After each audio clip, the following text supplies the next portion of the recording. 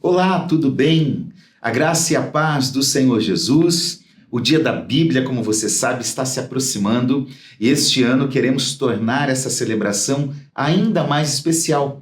Por isso, a Sociedade Bíblica do Brasil convidou pastores e cristãos para trazerem reflexões inspiradoras sobre o tema reconciliação com Deus e consigo mesmo, que, aliás, é o nosso tema oficial para 2025.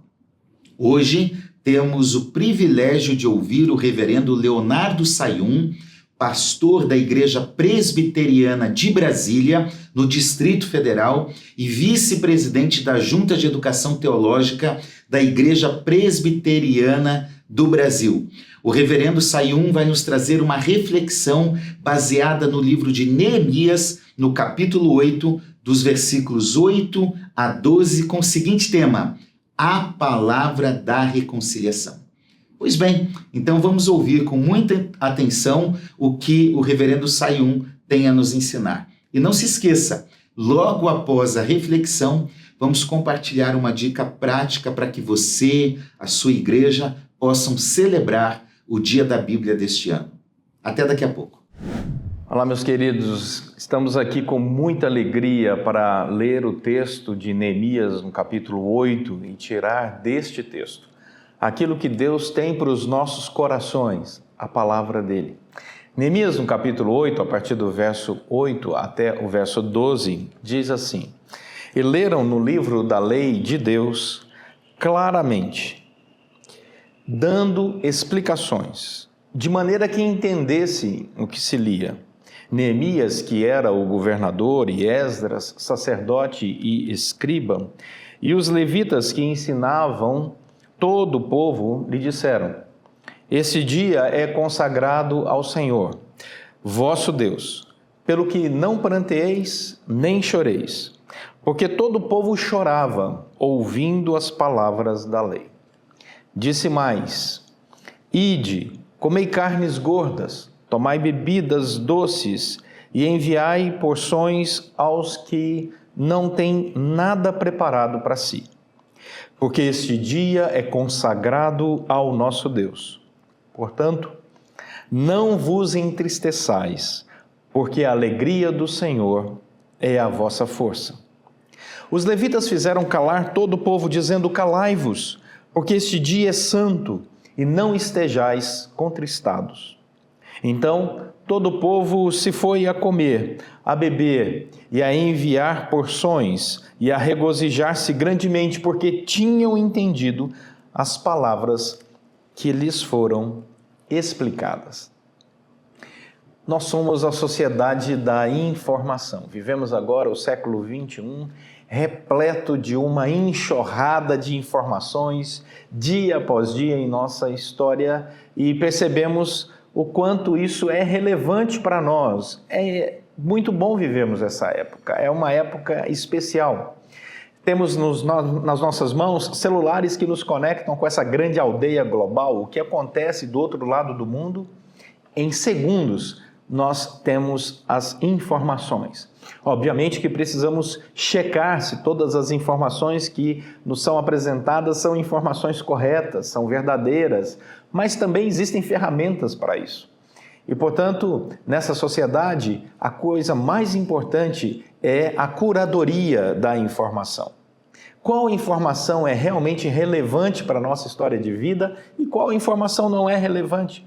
Isso é importante porque você não vai conseguir aglutinar, armazenar tudo aquilo que recebe como informação no dia a dia dentro do seu coração, na reflexão da sua mente.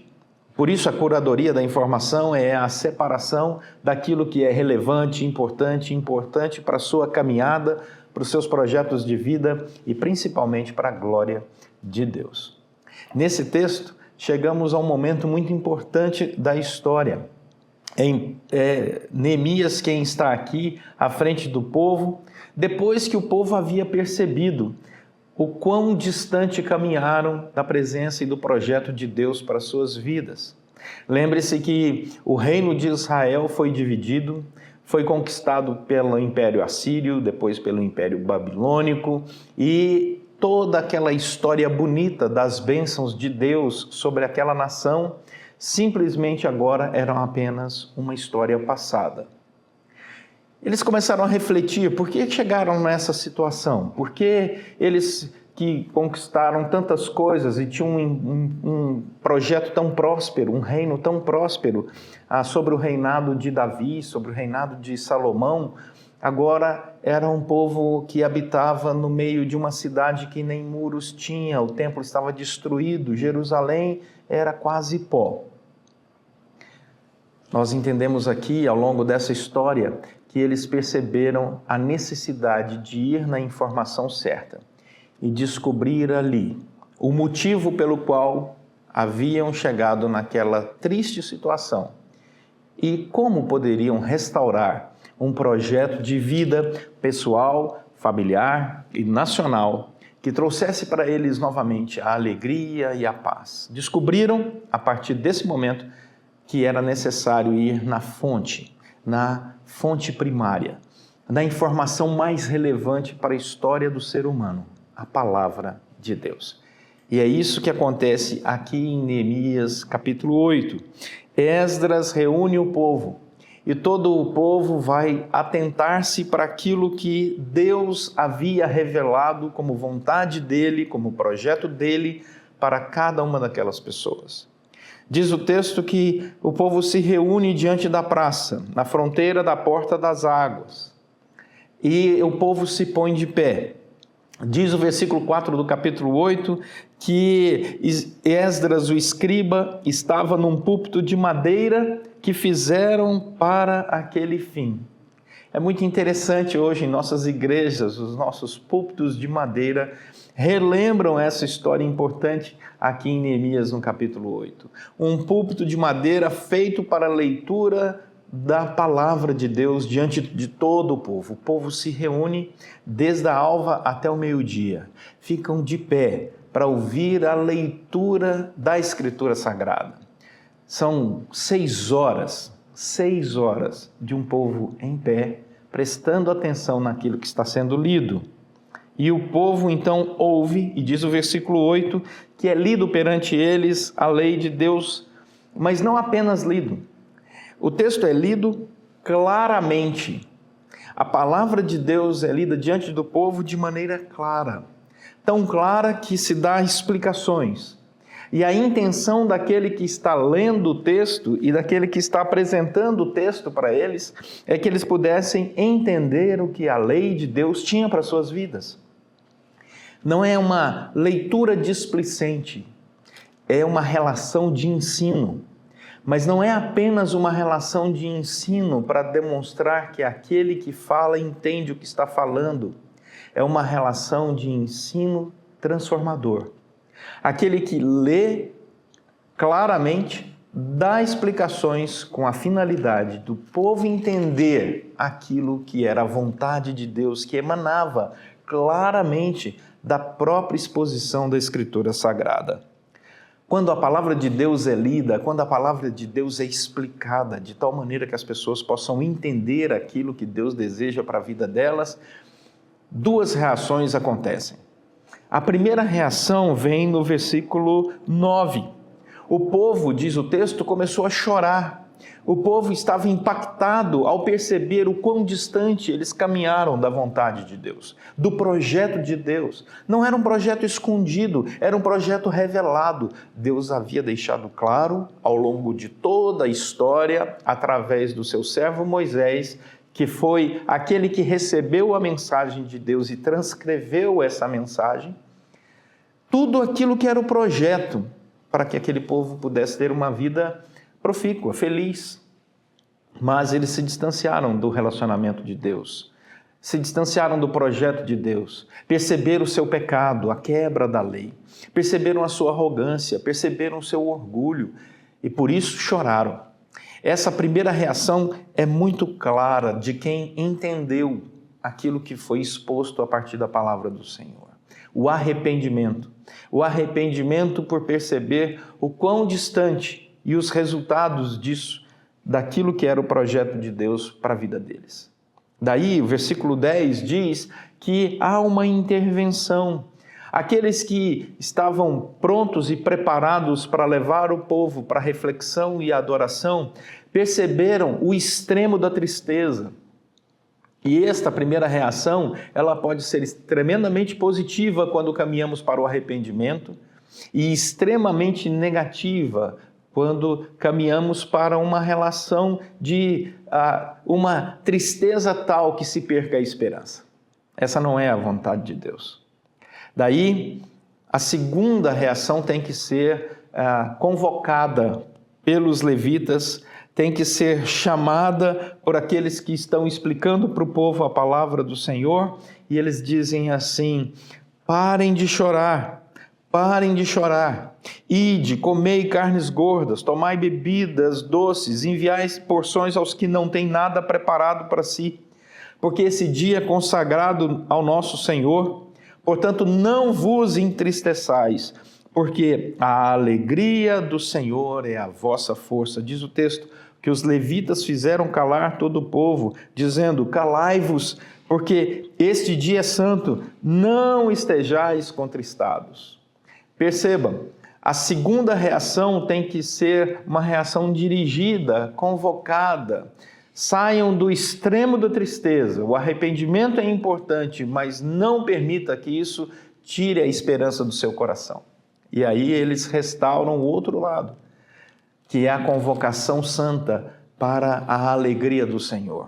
A percepção da bênção de Deus, a percepção do cuidado de Deus, a percepção daquilo que o livro mesmo da lei já anunciava, as promessas do Senhor decorrentes da obediência. Ou seja, se por um lado havia o arrependimento pela desobediência, a tristeza, agora era necessário restaurar a esperança das promessas, dos frutos de uma vida de obediência a Deus, de comunhão com Deus. E isso é feito a partir desse versículo 10. E essa frase aqui no versículo 10, no final, quando diz: não vos entristeçais, porque a alegria do Senhor é a vossa força, isso vai ser repetido várias vezes na Escritura Sagrada, em outros momentos, entrando pelo Novo Testamento, chegando até mesmo no texto do Apocalipse, quando percebemos a vitória final, a celebração, o júbilo, o canto, o louvor, a adoração. Por quê? Porque Deus abençoou. E quando nós percebemos o perdão de Deus, a restauração que Deus traz às nossas vidas pela ação do Espírito Santo dele, pela graça dele, a alegria do Senhor é a nossa força. A alegria do Senhor toma conta de toda a nossa história de vida. E o resultado disso fica claro no versículo 12, o povo entendendo a mensagem, entendendo o pecado, o povo chorando pelo arrependimento, entende também a palavra da restauração, entende a palavra da esperança, entende e experimenta a alegria do Senhor. Diz o versículo 12, então, a partir da explicação, todo o povo se foi a comer, a beber, a enviar porções, porque o pão é sempre nosso, como nos ensinou Jesus, você tem a alegria que é compartilhada, e a regozijar-se grandemente, porque tinham entendido, novamente, as palavras que lhes foram explicadas. Se o versículo 8 começa com uma atenção daquele que está lendo o livro da lei e explicando o livro da lei, de maneira que as pessoas pudessem entender, o versículo 12 encerra dizendo que eles haviam entendido as palavras que lhes foram explicadas e, portanto, com alegria celebravam, com alegria em comunhão, eles resgataram as promessas de Deus para as suas vidas. O que é importante para você, querido irmão? O que é importante para você, querida irmã? O que é importante para as nossas famílias? O que é importante para as nossas igrejas, o que é importante como mensagem da palavra de Deus para todo este mundo que nós vivemos. Nós precisamos selecionar, como eu disse no começo, fazer a curadoria da informação.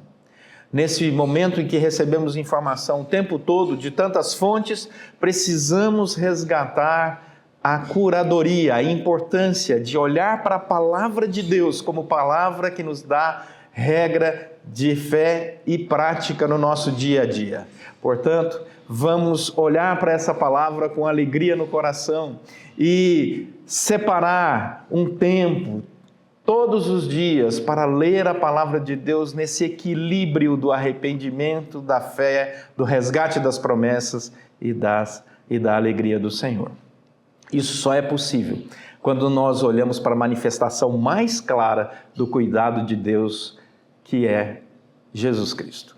O Deus vivo que se fez carne e habitou entre nós, cheio de graça e glória, revelando a partir da sua própria vida o nosso pecado, mas ao mesmo tempo morrendo na cruz pelos nossos pecados e ressuscitando ao terceiro dia, nos dando a alegria da salvação.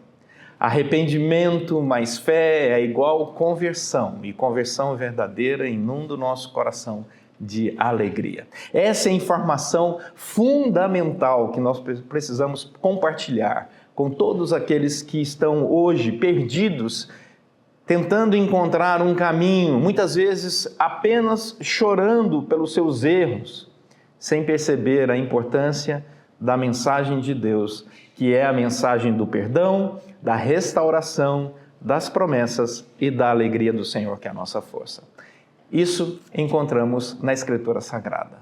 É a única fonte, a palavra de Deus, que nós podemos encontrar todo o projeto de salvação para as nossas vidas. Que Deus nos abençoe grandemente. Muito obrigado, Reverendo Leonardo Sayum, por compartilhar essa palavra especial conosco. Eu espero que você tenha sido inspirado para celebrar o Dia da Bíblia e amar ainda mais a palavra de Deus. Como é bom saber que no retorno do exílio, a palavra de Deus foi uma fonte de reconciliação para aqueles que estavam retornando para a sua casa e para o culto. Que esta palavra nos inspire também. Essa mensagem, aliás, precisa não apenas ficar com você, mas precisa alcançar mais pessoas. Por isso nós vamos compartilhar essa palavra que transforma vidas, que traz reconciliação com Deus e conosco mesmo. E aqui vai uma dica muito especial para você celebrar o Dia da Bíblia na sua igreja ou com outras pessoas. Eu quero te desafiar a distribuir a palavra de Deus. Nós temos várias formas de evangelização, mas eu quero te desafiar a realizar um tipo muito especial de levar a palavra de Deus enquanto evangeliza. Há uma campanha que algumas igrejas realizaram pelo país, que alguns denominaram de Esqueçam a Bíblia. Você já pensou em mobilizar a sua igreja em que cada pessoa adquire 1, 2, 5, 10 Novos Testamentos e nos lugares onde essa pessoa vai, ela esquece propositadamente uma parte das Escrituras, como este Novo Testamento que está em minhas mãos? No shopping, no táxi, no comércio, enfim, deixe o Novo Testamento. A pessoa que encontrar vai pensar que aquele livro está perdido, pode abrir e encontrar uma mensagem que estará escrita: Olá, você encontrou esta escritura, este Novo Testamento? Pois bem, foi de propósito que a leitura deste Novo Testamento abençoe a sua vida. Essa é uma estratégia muito especial para você distribuir a Bíblia e evangelizar com a palavra de Deus que reconcilia a todos. E aí, gostou do programa de hoje, da reflexão bíblica e da dica? O que você achou? Vamos implementar na igreja? Espero que sim e que Deus continue te abençoando. Até o próximo programa. Tchau, tchau.